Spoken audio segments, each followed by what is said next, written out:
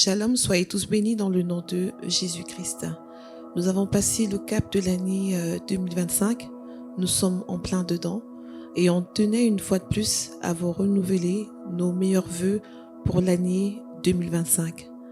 À tout un chacun, nous souhaitons une année glorieuse, une année avec le Seigneur, une année de paix, une année de santé, une année de victoire, une année de succès, une année placée sous la détermination, une année où chacun saura trouver sa place.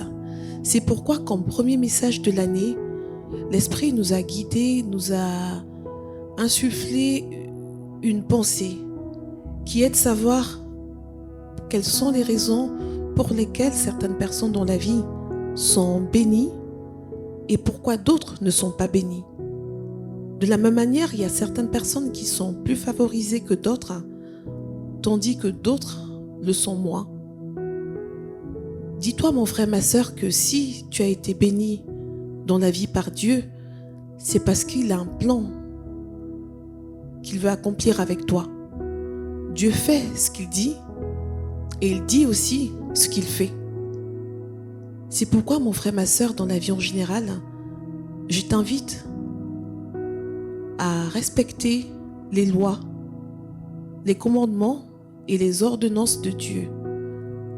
Aussi longtemps que tu vis sur terre, parce que la vie est un long parcours, dis-toi que tout ce que tu vis dans la vie, comme événement, comme épreuve, comme action, sont le fait de Dieu.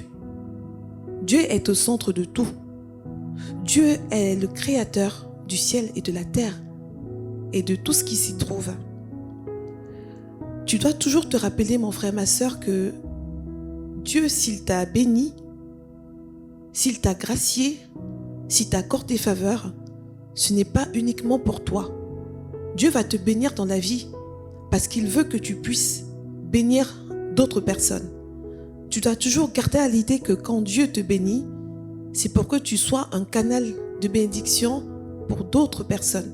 Tu dois garder à l'esprit que les bénédictions que Dieu déverse dans ta vie ne sont pas seulement pour toi, ne sont pas seulement pour les personnes de ta famille. Ces bénédictions dont tu as la faveur de la part de Dieu sont faites parce qu'il sait exactement là où il veut t'emmener. Il sait exactement à quel moment il viendra t'appeler à lui. C'est pourquoi, mon frère, ma sœur, je t'invite à garder en tête qu'il faut toujours rester humble. Il faut rester humble en tout le temps. Il faut rester humble même dans les épreuves. Il faut rester humble même quand Dieu t'aura béni. Il faut rester humble même quand Dieu t'aura utilisé comme canal, comme source de bénédiction pour d'autres personnes. Dis-toi, mon frère, ma sœur, que ta vie ne t'appartient pas. Même le corps physique que tu as ne t'appartient pas. Toutes les voitures, tous les diplômes, toutes les maisons, tous les beaux bijoux, tous les vêtements, tous les sacs de marque, éprouvez mesdames, toutes vos perruques, tissages, tous vos souliers, tout ce que vous avez comme bien matériel ne vous appartiennent pas. Tout ceci ne vous a uniquement été prêté par Dieu parce qu'il a bien voulu. Sachez, mes chers bien-aimés, que lorsque Dieu nous bénit, c'est pour que nous puissions utiliser ces bénédictions à bon escient. Parce que nous sommes venus nus sur terre, nous repartirons de la même façon. Et tout ce que j'ai cité auparavant vont rester sur terre. C'est pourquoi nous ne devons pas nous enorgueillir de nos possessions. C'est pourquoi nous ne devons pas nous estimer avoir fait un sacrifice particulier pour l'avoir obtenu de la part de Dieu. Lorsque Dieu nous bénit, c'est parce qu'il sait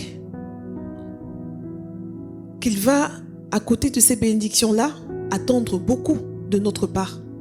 Des personnes qui n'ont pas été bénies, on n'attendra rien d'elles.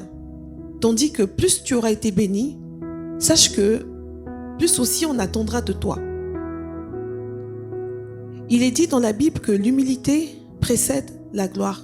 Et on peut lire dans le livre de Proverbes 15 au verset 33, « La crainte de l'Éternel enseigne la sagesse et l'humilité précède la gloire. » Tu vois très bien, mon frère, ma sœur, que ce n'est pas parce qu'aujourd'hui tu occupes un poste à responsabilité, ce n'est pas parce qu'aujourd'hui tu appartiens à une certaine classe sociale, ce n'est pas parce qu'aujourd'hui tu fréquentes un milieu aisé que tu vas te dire que tu es déjà arrivé. Sache que tu n'es encore arrivé nulle part. Tu n'es qu'au début de ton parcours dans la vie.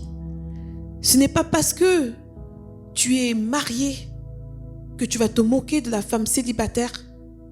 Ce n'est pas parce que tu as des enfants que tu vas te moquer de la femme stérile, celle qui n'enfante pas. Ce n'est pas parce que tu as un travail que tu vas te moquer de la personne qui est sans emploi. Ce n'est pas parce que tu as de l'argent que tu vas te moquer de la personne qui n'a pas d'argent. Même si l'argent c'est le nerf de la guerre comme on dit vulgairement, sache que ce n'est pas l'argent qui doit te dominer. Rome ne s'est pas construit en un jour. Il y a un temps pour toute chose dans la vie.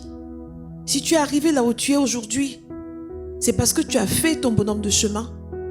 C'est pour ça aussi que l'autre a le droit, a le temps de faire aussi son bonhomme de chemin. Il viendra un moment où Dieu t'appellera pour faire ce pourquoi il a voulu que tu sois sur terre. Et ce moment-là arrive pour tout un chacun dans la vie. Lorsque ce moment-là arrive,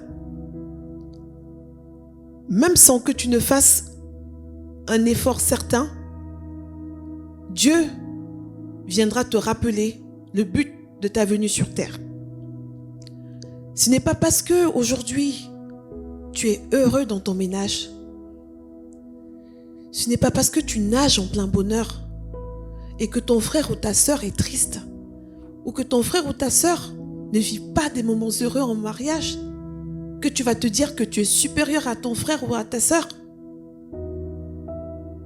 Ce n'est pas parce que tu vis des moments où tu es insouciant, insouciante, que tu vas te dire que tout est accompli. À la croix, seul Jésus-Christ a tout accompli. Parce qu'il a payé pour nos péchés. Mais toi, tu as un long chemin à parcourir. Dis-toi, mon frère, ma sœur, que dans la vie, tu vas avoir des bénédictions pour une raison principale et particulière. La raison qui fera en sorte que tu sois béni par Dieu, c'est parce que tu vas être obéissant. Mais obéissant par n'importe quoi, obéissant à sa parole, obéissant à ses commandements, obéissant à ses instructions, à ses injonctions. Lorsque Dieu dit de ne pas faire quelque chose, il sait pourquoi il le dit. Et dis-toi que Dieu bénit toujours toutes les personnes qui obéissent à sa parole. Même si tu es le plus intelligent au monde, ce n'est pas la raison pour laquelle Dieu va te bénir. Dieu ne va jamais te bénir à cause de ton intelligence. Il ne va jamais t'accorder de la grâce parce que tu auras été cette personne qui aura le plus prié dans la vie. Il faut savoir garder les pieds sur terre. Il faut savoir garder la tête froide. Dieu te bénit pour une raison. Et cette raison-là, tu le sauras bientôt si tu ne le sais pas encore, mais sache que tu le sauras. Tu n'as pas passé un concours pour mériter tout ce que tu as. Tu n'as fait aucun effort particulier pour avoir tout ce que tu as. Si Dieu t'a béni, si Dieu a permis que tu aies de l'argent et que tu ne saches plus quoi en faire avec, c'est parce que Dieu sait que cet argent qu'il a permis que tu aies, c'est pour que tu puisses à ton tour aller bénir d'autres personnes. C'est pour que tu puisses à ton tour venir en aide à ceux qui n'en ont pas.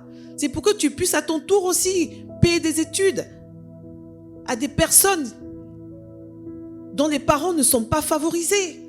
C'est pour que tu puisses prendre soin des orphelins, des orphelines. C'est pour que tu puisses aider un frère et une sœur à pouvoir accomplir un projet. Car à quoi te sert d'avoir tout cet argent et ne pas venir en aide à ton prochain? À quoi te sert d'avoir ce poste à responsabilité et être incapable de trouver un emploi à celui qui est en demande? À quoi te sert d'être à la tête d'un ministère, d'une église et de ne pas l'opportunité à des bénévoles de pouvoir exercer même gratuitement au sein de ton église? Pourquoi penses-tu que les gens viennent vers toi parce que tu as de l'argent? Pourquoi penses-tu que les gens viennent vers toi parce que les gens attendent quelque chose de toi? Pourquoi penses-tu que c'est ton titre qui les intéresse? Non, mon frère, ma sœur, je suis là aujourd'hui pour te dire d'arrêter de penser comme ça, d'arrêter d'être égoïste. L'égoïsme, c'est un péché. Et Dieu ne veut pas que nous soyons égoïstes. Il est dit dans la Bible que Dieu nous a bénis de toutes sortes de bénédictions. Dis-toi que tout l'argent du monde a aussi une date d'expiration. Parce que l'argent que tu possèdes a une date d'expiration. Tu dois en général ne pas mépriser les gens que tu rencontres sur ton chemin. Tu dois en général ne pas mépriser les personnes avec qui tu échanges en général.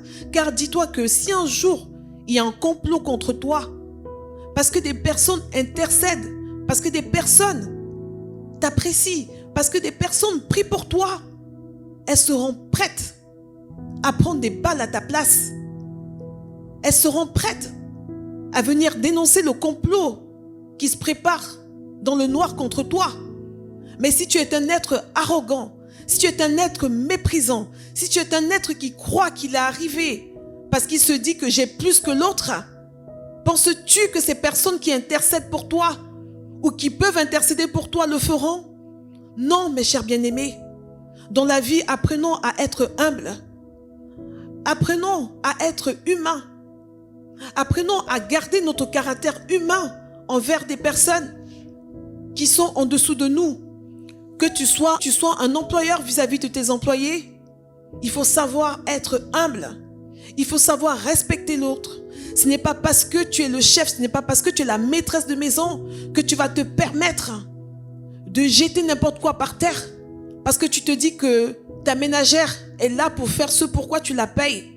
Ce n'est pas ce que Dieu te demande, ce n'est pas ce que Dieu nous demande. Dieu veut que nous reflétons son image sur terre. Dieu nous a créés à sa ressemblance.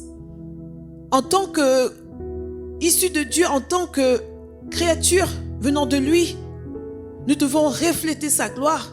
Nous devons refléter son image. Une image de l'être suprême parfait. Une image de l'être suprême qui fait tout. Une image d'être suprême qui, lorsqu'il dit une chose, la chose s'accomplit. Oui, mon frère, ma sœur, il faut que tu puisses porter ce lourd fardeau que Dieu met sur toi.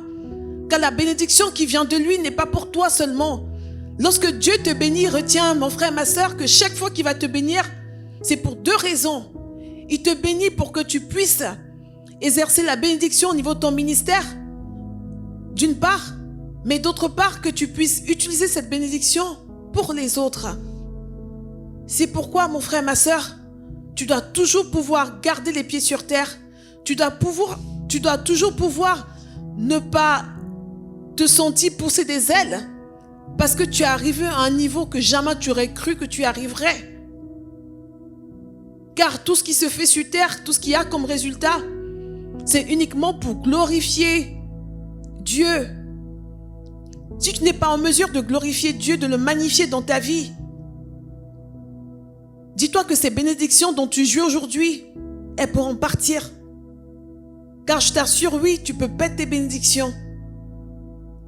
Dans la Bible, le peuple d'Israël, pendant 400 ans, a marché dans le désert, a subi des épreuves. Parce que le peuple en général n'était pas obéissant. Parce que le peuple en général était violent. Parce que le peuple en général avait décidé de son propre chef de construire toutes sortes d'idoles et d'aller adorer. Ils ont construit un veau d'or. Ils se sont mis à adorer. Et c'est la raison pour laquelle Moïse, qui était monté au mont Sinaï, avait été interpellé par Dieu qui lui a demandé de descendre. Il a intimé l'ordre à Moïse de descendre. Et ce dernier a obéi, malgré qu'il a emporté avec lui les 10 commandements. Il savait qu'effectivement, il n'avait pas à discuter. Lorsque Dieu te donne un ordre, tu dois simplement l'exécuter. Parce que tu exécutes, parce que tu es obéissant, tu verras la gloire de Dieu se refléter dans ta vie. Nous pouvons citer plusieurs exemples dans la Bible de personnes qui ont été obéissantes à Dieu, à sa parole et à ses commandements, des personnes pour lesquelles Dieu a eu un regard favorable.